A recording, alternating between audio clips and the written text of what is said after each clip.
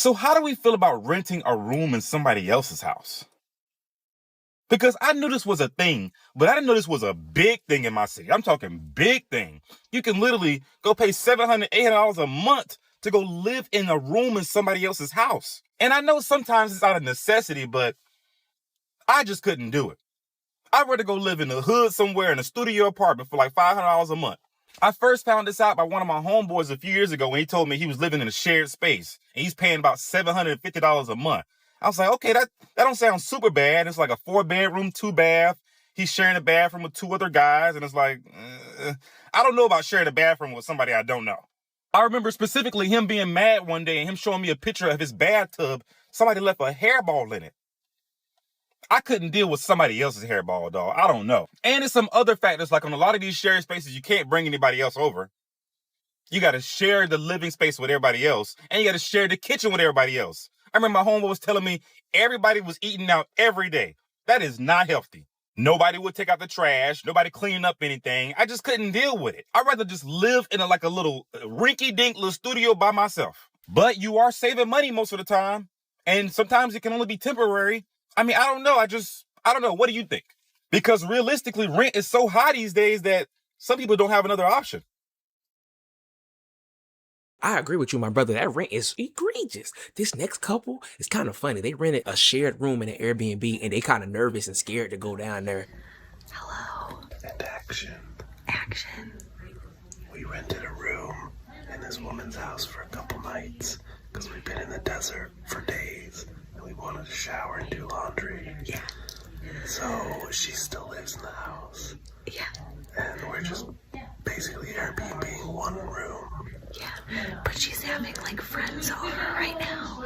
Can you hear them? She invited 2 people over and they're having a very intense discussion about relationships and talking shit about people that they know. And we're just in the room. And I'm really hungry.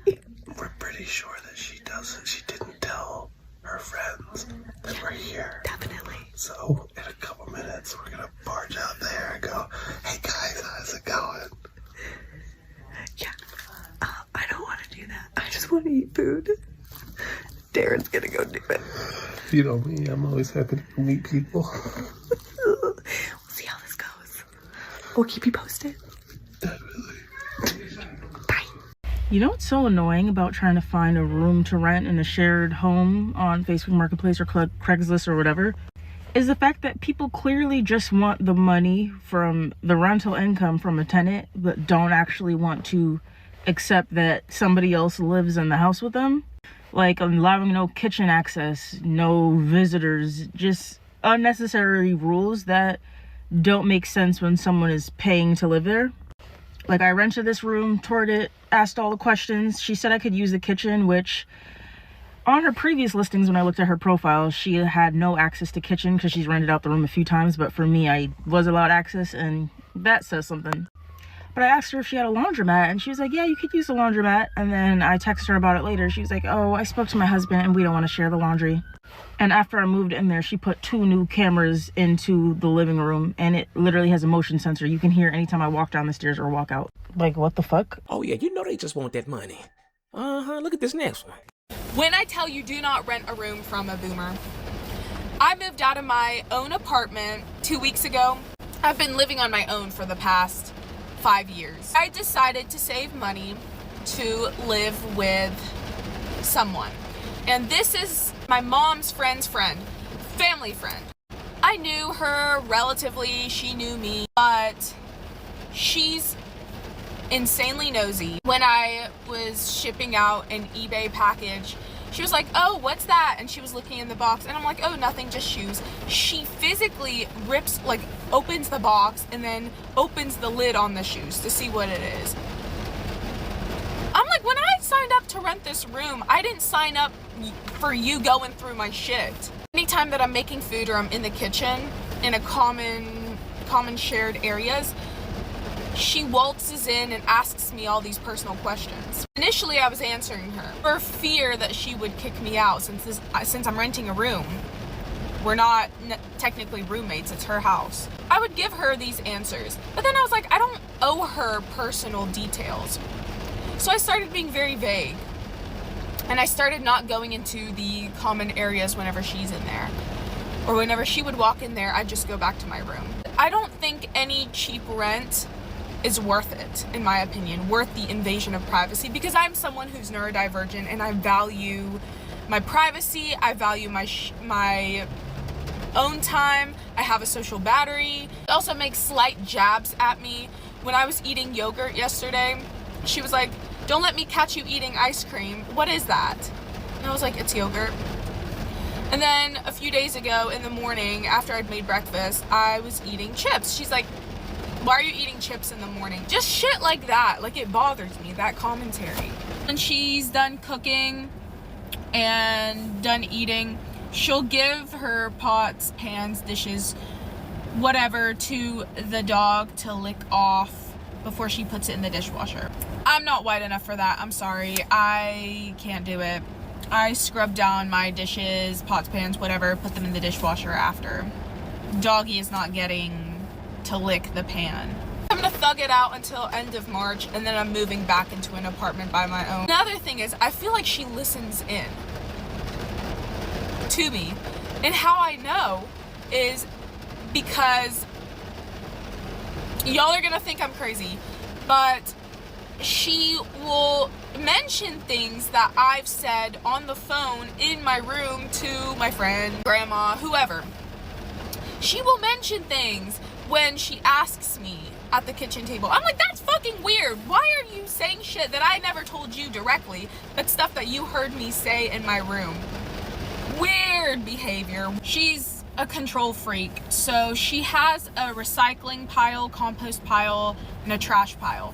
I put paper towels in the trash, and she makes sure to move the paper towels from the trash to the compost and try to put stuff wherever I can, but honestly, like, she's just insanely a control freak. Everything has to be exactly where it's supposed to be. Like, I was unloading the dishwasher and she made sure to tell me to not put dishes in one place but to put them in another place and stuff like that. I'm like, okay, that's fine. But just certain things like that, even towels, like, everything has to be perfect. Do not rent a room from a boomer, period. They're also just stuck in their own way, so insanely judgy, and it's not worth it. She will fed up. She will fed up, but it ain't over. We got more. Look at this. Okay, so I'm apartment hunting. I find this listing, okay, pretty cheap, like for a room, whatever, Toronto, like nice kitchen. Let me scroll.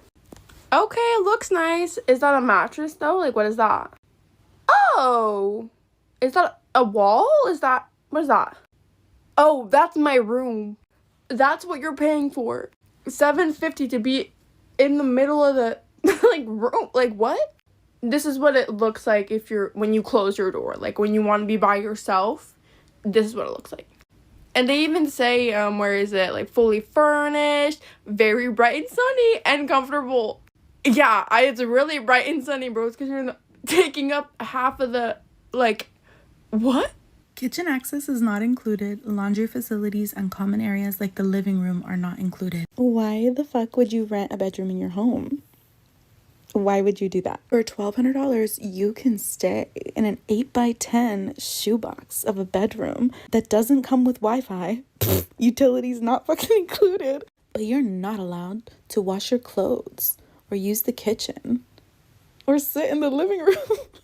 Why would anyone pay $1,200 for an 8x10 bedroom that is not furnished, no utilities included, and then they also have to find somewhere else to do their laundry and cook their food and hang out? Like, I'm only allowed to be in the room? That doesn't make any fucking sense. If you need an extra $1,200 a month, get a fucking job, because this listing is completely ridiculous and unrealistic. These are the pros and cons of me renting out a room for $750 a month at 19 years old. So the first thing I would say is having complete freedom, but on a budget. As a hyper-independent person, I always wanted to know what it would feel like to live without an authority in the household. I say on a budget because I do live with other people in the household, so I can't scream at the top of my lungs or, you know, beat on the walls if I wanted to. But I do have the privilege to come and go as I please. I can take a vacation for weeks on end, not have to let nobody know, hey, I'm going here, I'm going there.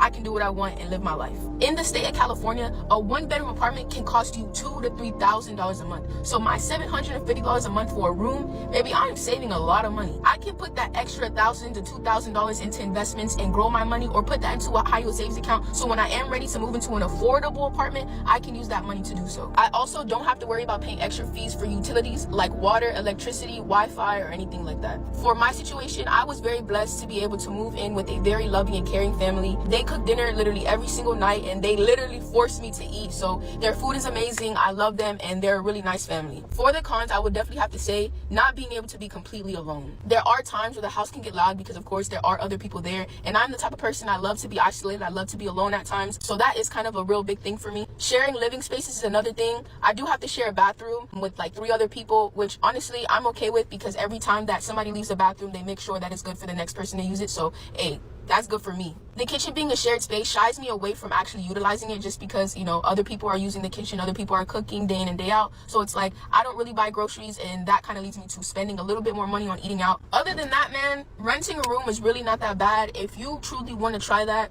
hey, listen, to each his own. A lot of people don't want to do that. A lot of people would want to do that to save the money, you know, but hey, it worked for me, and I hope it works for you. If you do, you know, try it out. Yeah, renting a room with strangers ain't all it's cut out to be. You saving money, but your peace of mind is just saving it. I don't know. This next guy is telling you to be smart when you do that. When you live with somebody, get that money, save it. Let's look. So this is my space. This is the room that I've been living in since November 15th of 2020. This is the room that I got content in. I got content meaning I was supposed to move into this room and then save and then get an apartment, but I got too content. I wasn't managing my money. I was eating out every day, but I've been moving smarter with my money, and I've been cooking. See, I got a griddle here. Got a griddle, pot, pan. This is the box you'll be seeing me cook on in my videos. So that's been helping me save money. And yeah, man, I plan on getting out of here very soon. You know, I've been outgrown it. I've outgrew it. This is the door that I stare at. When I hear somebody walk past it, it used to bother me. It's been bothering me less because I'm like really territorial. So, you know, just hearing somebody be around my space, it kind of bothers me. And there's a bathroom in there, which is a shared space. Like, I'm grateful that I have this space because I could be homeless.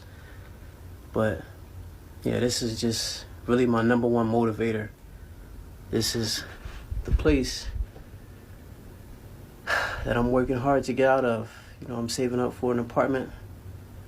And I'm aiming to get out of here this year. So, I just wanted to show y'all again, give y'all another 360. This is my space.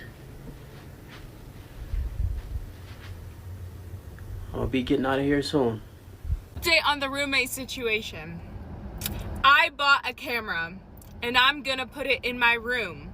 Since some of you all think that she's listening to me, maybe bugged my room, goes in my room when I'm not home, and if I catch her doing that on the camera that is supposed to arrive tomorrow, I'm gonna set it up. If I catch her going in my room or going through my things or any of that shit, I will confront her and I will record it for you all and I'll let you know. So, part 2 of things my boomer roommate does. If you haven't seen the first part, go watch it. She eats my food. I'll find some of the main meals there, but I do have snacks here and there that are in my fridge. I had like little Sargento snack, right? It has cheese and some of those have been missing. Some of my other stuff have been eaten. So she's been eating some of my food in my fridge. Mind you, she has a normal size fridge and freezer. I don't have a fucking freezer, okay? So I have to buy my food almost daily, packed to the brim with expired food, mind you, because she's a hoarder. So that's a whole other story too. So her taking any of my food irks me because I'm like, I'm already having to go out and buy food. She provided me with a tiny ass fridge. I'm talking like one of those mini fridges. So I'm having to put all my food in there.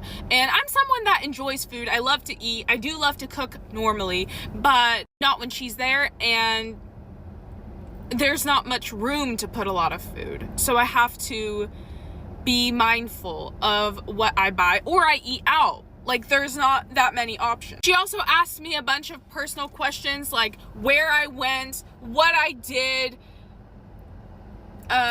who I went out with, when I leave, when I come back, what I do at my job. She monitors when I go to work, when I come home.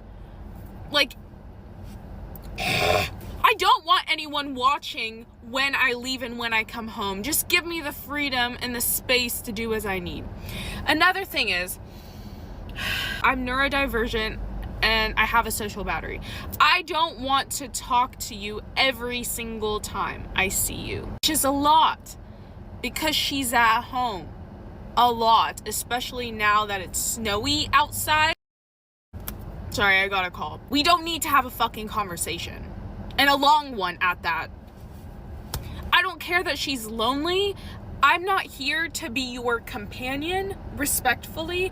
I'm here just to have a place to sleep. She also asks personal questions, like I mentioned, but about my relationship with my mom too. So she knows about my backstory. She knows that my dad's a narcissist. My parents don't have a great relationship. And my relationship with my mom is pretty strained because of that. But she will ask me and get involved. Did you call your mom today? Why is that any of your business? Someone left a comment saying she's like a monitoring spirit, and I cannot stress that enough. She really is, which is why I'm planning on leaving mid-March if I can make it till then. She has a dog, and some of this dog's responsibilities fall on me. So when she's out of the house and I'm at home, I take dog out, I feed dog, I give dog treat. It's not that much and I don't mind doing it, but respectfully, it's also not my dog. So she'll also make subtle hints at things that she wants me to do. It's like, oh, the trash is looking very full, which in my mind is like, okay, I'll take out the trash, you know, let me take out the trash, which is fine, I don't mind.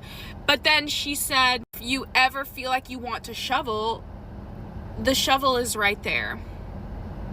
So in my mind, it's like, okay, you're telling me to shovel the driveway too. She's like, oh, I have a list of things that need to be got from the grocery store, subtly hinting that I should get those for her. No, man, it's just not gonna happen. Sorry. I think I'm gonna die in this house. I think I'm gonna die in this house. Mid-March can't come soon enough, honestly.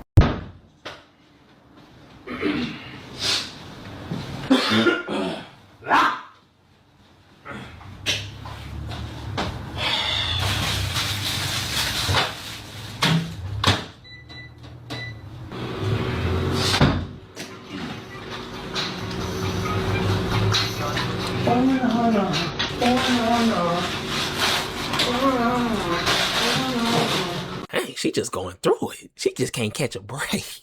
And that's why you gotta be careful sharing a room with people, man. If y'all know anybody going through this, drop it down in the comments. If y'all going through it, let me know, man. Sharing that room ain't nothing to play with. It's Josh from Talk to Him Boy, and I just talked to you, boy. I'm out. Peace.